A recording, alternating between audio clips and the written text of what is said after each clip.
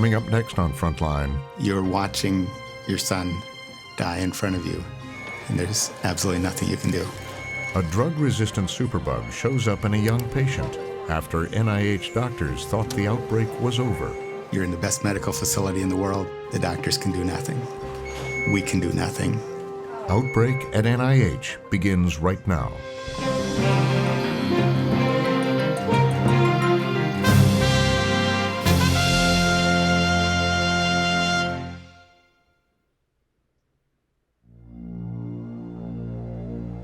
Nowhere is the threat of antibiotic-resistant bacteria more urgent than in hospitals, with their heavy reliance on antibiotics and their population of vulnerable patients.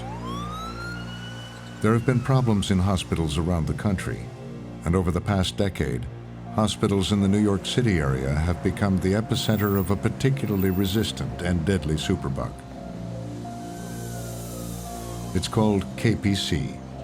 It lives in the digestive system and can spread its resistance to other bacteria. And patients who get it in one hospital can carry the bacteria to other hospitals. That happened in a story we first told in 2013, when one of the nation's most prestigious hospitals, the Clinical Center at the National Institutes of Health, found itself battling a major KPC outbreak. It began in the summer of 2011, when a patient with a rare lung disease was transferred from a New York City hospital to be treated at the NIH in Bethesda, Maryland. She was carrying KPC. It was the first case of it the NIH had ever seen. We immediately went on high alert, the equivalent of hospital epidemiology DEFCON 5, tried to implement as many things as we could think of at the time to prevent any further spread of the organism in the hospital. The patient was placed in what we call enhanced contact isolation, which means everybody who went in the room, including visitors, had to wear gloves and gowns. But this was the intensive care unit, where patients are very sick and highly vulnerable. Check your blood sugar, okay? It's the kind of place where the bacteria can spread with ease. People are very busy, and there are a lot of things going on. Patients get very sick very quickly and require intervention. The bacteria can be spread on the hands. They can be spread on pieces of equipment that might go from patient to patient, so you have to be really cautious. Their efforts to contain KPC appeared to work. When other ICU patients were tested for KPC, We found nothing. So at that point, we thought that there had not been spread of the bacteria. the New York patient ultimately recovered and was discharged after 4 weeks in the hospital. We really felt like we had dodged a bullet. But then, a big surprise. 5 weeks later, unexpectedly, Could you do me a favor? Could you get me just a tube fixator for out of the RT closet? a KPC bacteria turned up in a respiratory culture. And with it, Yeah. a mystery. How this could have spread from the first patient to the second patient. They were not in the ICU at the same time. They didn't have the same caregivers. They didn't have the same equipment. So initially we thought it might be possible that this was a second introduction of yet another KPC organism. I was extremely concerned because the infections with these bacteria had a high mortality rate. As they began to investigate, searching for KPC on equipment and testing the patients yet again, they realized the problem was much bigger. We started finding other patients in the intensive care unit to whom the bacteria had spread. They had an outbreak. The KPC was spreading. The patients were getting sicker. And antibiotics weren't working. And we tried combinations of 5, 6 antibiotics. We tried making oral antibiotics into intravenous antibiotics. We even got an investigational antibiotic from a pharmaceutical company. An experimental one, a test one. An experimental antibiotic, and that also did not work. Desperate to contain the outbreak, the hospital took unprecedented steps.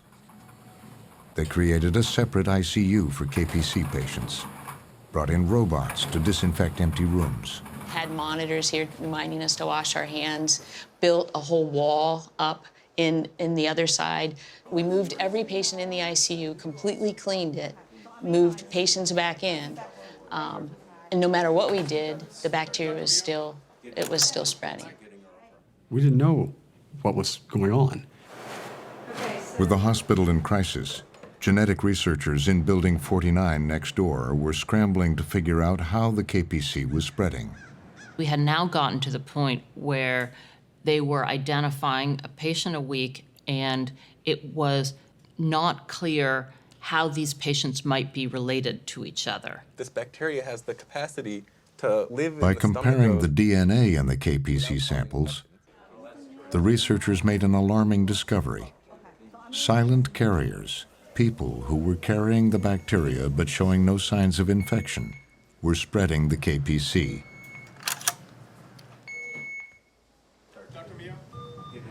As they urgently searched for silent carriers throughout the rest of the hospital, their worst nightmare came true.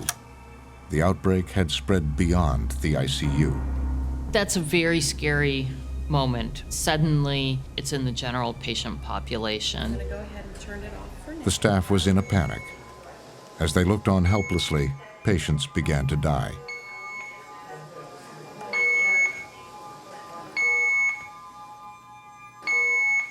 There were few options left. Dr. Gallen asked me if we needed to close the hospital or if we needed to close the hospital to admissions. Ultimately, we decided not to close the hospital, but It was a possibility. absolutely. Instead, they expanded testing hospital-wide and isolated all those found with KPC. Finally, 6 months after patient 1 first arrived, the outbreak appeared to have ended almost as suddenly as it had begun. We started to be a little more optimistic. And we continued all of our aggressive measures to control the bacteria in the hospital. But by then, 18 patients had been infected with KPC, and 6 people had died from it. No patients or their families ever came forward to talk about their experience. But after seeing our story, one family did. Not long after the scare at the NIH subsided, in Wilmer, Minnesota, 19-year-old Troy Stulin was recovering from a bone marrow transplant he'd received at NIH months earlier. It went very well. He started recovering, and then one morning he woke up and he had blisters all over his body. We called the doctors at the NIH, and they were concerned that maybe he would get infection in these blisters, so they wanted him to come back out there again. It was a huge relief to be back there again. I thought of it as being one of the, best of the best hospitals in the nation, and I felt very comfortable being there. When we got there, he was in a lot of pain, and so they finally gave him some medicine for the pain. But, we're just thinking, okay, this is just 10 days, short term. They'll get this figured out, and then we'll go back home again, not a big deal. Troy had suffered health problems from birth. The most serious was a genetic disorder called chronic granulomatous disease.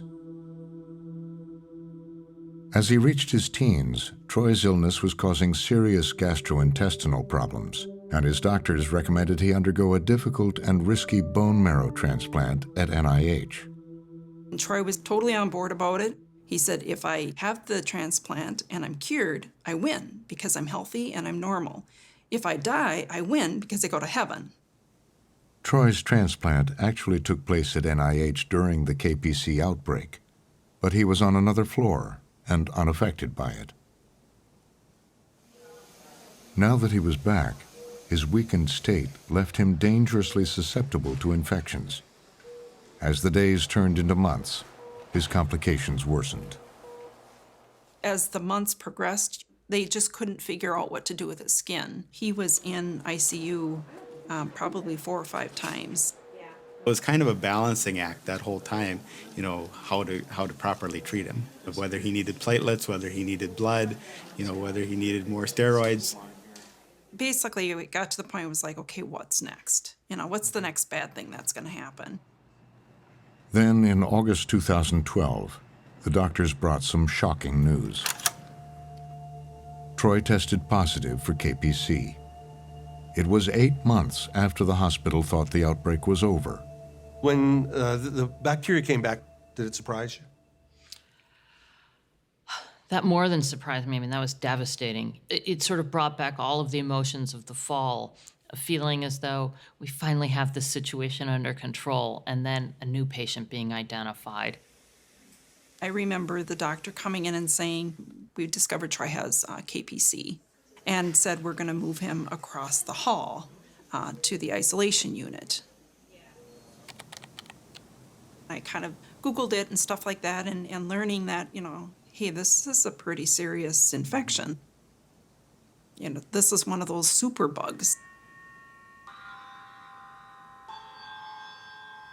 Marilyn just said, I'm really scared about this infection. He has a low immune system. We're in a hospital. Yeah, it was very scary. It's like, we've got a lot of things going against us here.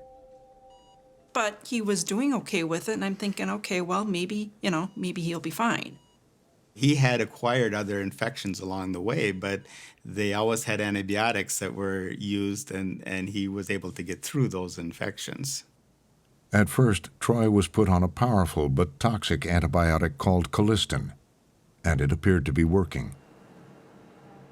He was testing negative for the infection, and his kidney was working. It seemed like things were heading in the right direction.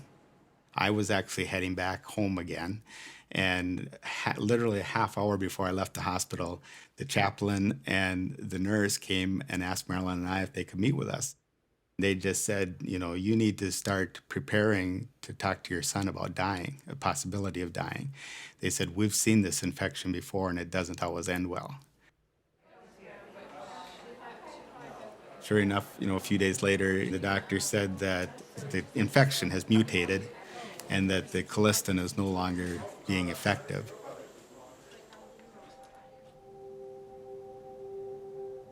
It wasn't long after that his vital signs started to fail. They had exhausted all options, and there was nothing more they could do. All they could do was keep him comfortable at that point. On September 7th, 2012, the family gathered in Troy's room in the ICU. It was a long day. It's very hard to watch your son daily starting to lose his life, and then to see him on a ventilator and not be able to do a thing about it. It's really hard. We were able to all be together for the last couple hours, and Troy passed away that evening about 7:45.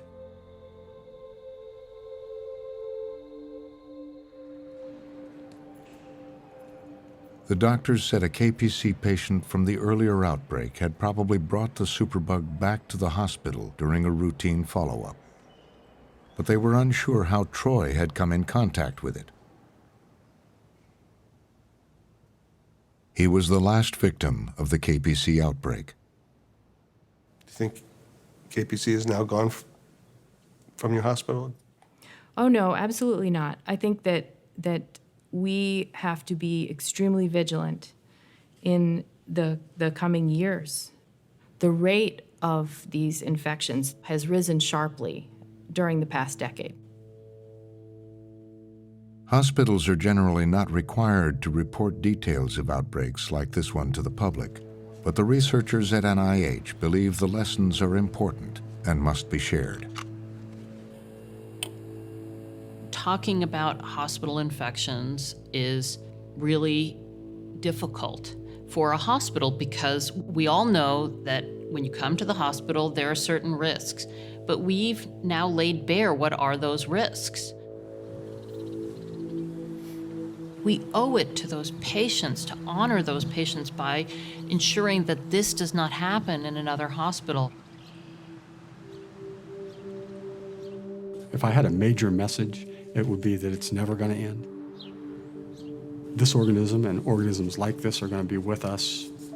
We have to develop new strategies for managing them. We have to change our culture in the hospital.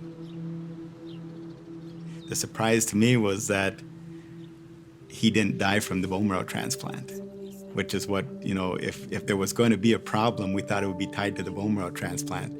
We never thought that it would be an infection that couldn't be cured.